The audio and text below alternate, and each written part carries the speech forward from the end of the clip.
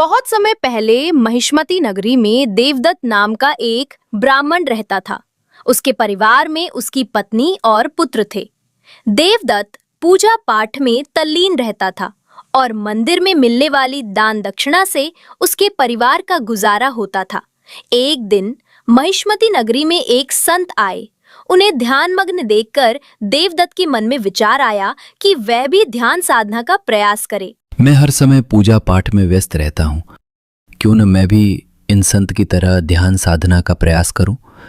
देवदत्त ने मंदिर, घर और कई अन्य स्थानों पर बैठकर ध्यान लगाने की बहुत कोशिश की, लेकिन बार बार कोई न कोई उसे टोक देता था। एक दिन वह सोचने लगा, इस तरह तो मैं कभी ध्यान नहीं लगा पाऊंगा।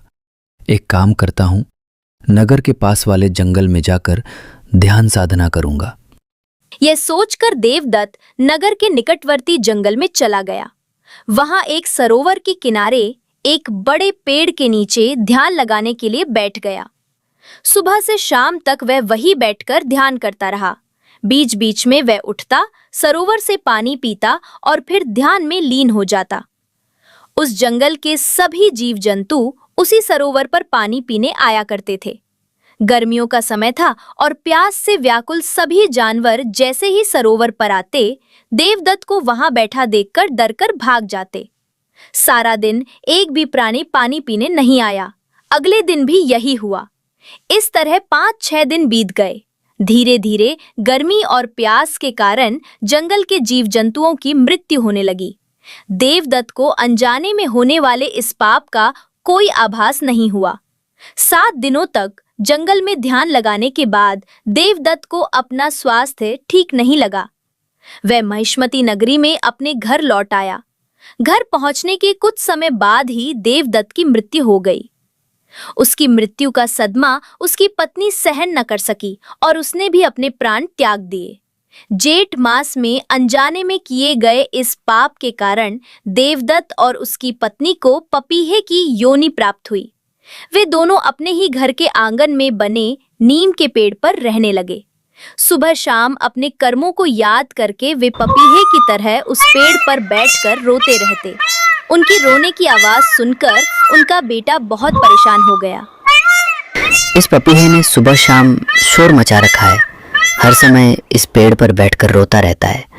मैं इस पपीहे के रोने की आवाज से बहुत तंग आ गया हूँ। देवदत्त का बेटा बार बार आता और पपीहों को उड़ा देता, लेकिन वे फिर उसी पेड़ पर लौट आते और रोने लगते। एक दिन तंग आकर वह बोला, आज मैं इस पेड़ को ही जला देता हूँ। न रहेगा पेड़, न ये पपीहे यहाँ आएंगे।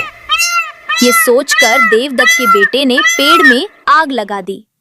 पेड़ में आग लगते ही पपीहों के जोड़े के पंखों में भी आग लग गई और वे जमीन पर गिर पड़े और वहीं उनकी मृत्यु हो गई। ये देखकर देवदत्त के बेटे को बहुत दुख हुआ और वो सुबह शाम पश्चाताप में डूबा रहने लगा। एक दिन वो नगर के पास बने आश्रम में गया और वहां रहने वाले संतों को अपनी सारी आप बीती सुनाई। बेटा, वो पपीहों का जोड़ा जो तेरे घर के पेड़ पर सुबह शाम रोता था, कोई और नहीं, तेरे माता पिता थे। पिछले जन्म में जेठ मास के पाप के कारण उन्हें पपीहे की योनि प्राप्त हुई थी। गुरुदेव, मुझे और मेरे माता पिता को इस पाप से मुक्ति का कोई उपाय बताएं जिससे उनका उद्धार हो सके। बेटा, जेठ मास की निर्जला एकादशी सभी एकादशियों में सर्वोत्तम है। तुम्हें उस दिन निर्जला व्रत करना होगा और इस व्रत का पुण्य अपने माता पिता को समर्पित करना होगा। साथ ही लोगों और प्राणियों के लिए जलपान की व्यवस्था भी करनी होगी। संत की बात सुनकर देवदत्त का बेटा घर लौट आया। निर्जला एकादशी के दिन उसने निर्जला व्रत किया। उसने नगर में जगह जगह प्याऊ लगवाए और पशु पक्षियों के लिए पानी के बर्तन भरवाए। उसके इन पुण्य कर्मों से उसके माता पिता को मोक्ष की प्राप्ति हुई। उनके ऊपर लगा अज्ञात पाप मिट गया और उन्हें वैकुंठ धाम की प्राप्ति हुई।